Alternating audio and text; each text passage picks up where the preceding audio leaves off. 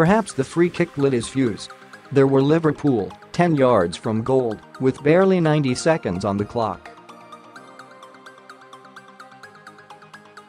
Opportunities in games of this nature do not come much better. David De Gea had handled Ashley Young's back pass and referee Michael Oliver made the call. What Liverpool needed was some ingenuity, something a little bit different. What they got was a complete mess as James Milner's shot was charged down. On the touchline, Jurgen Klopp clasped his hands to his head and then began to screech out instructions.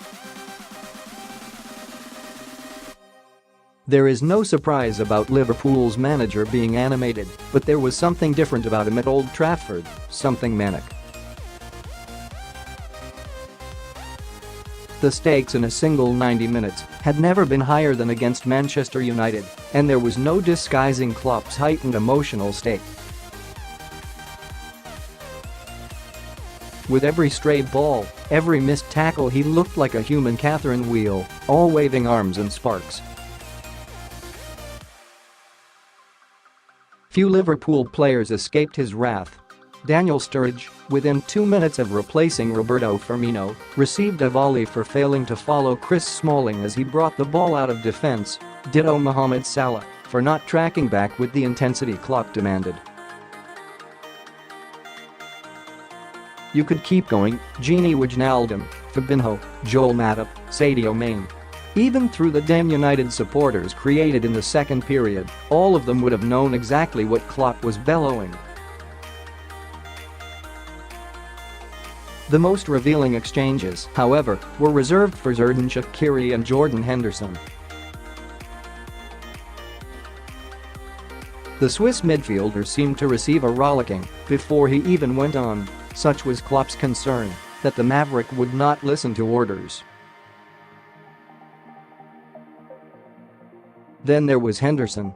Liverpool's captain had been controlled and disciplined, but he was withdrawn to accommodate Shaqiri, and as Klopp imparted some last instructions, Henderson walked straight past him and headed to the dugout.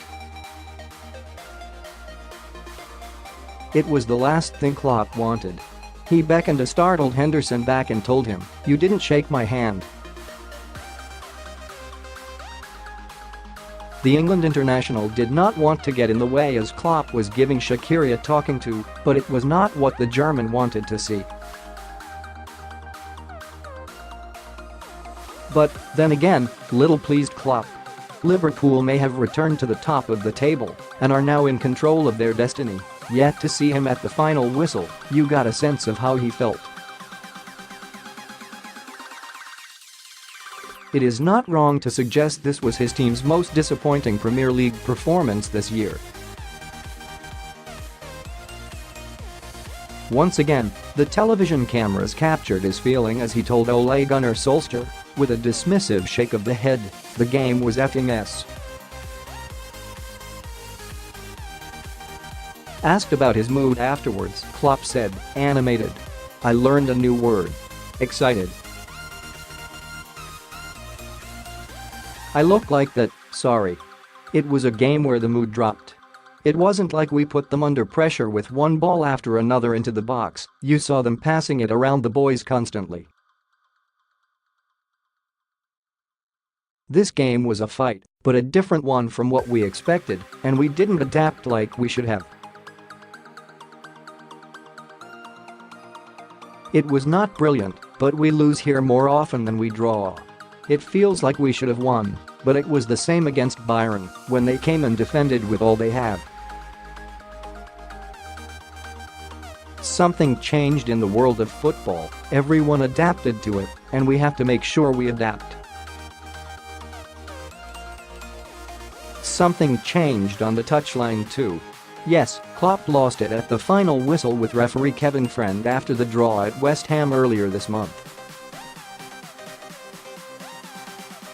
But this was a sustained spell of mania. A full 90 minutes of it. It was the first time in the campaign that he has looked like a man aware of the magnitude of what is at stake. If Liverpool are going to get over the line, they are going to need a sense of calm.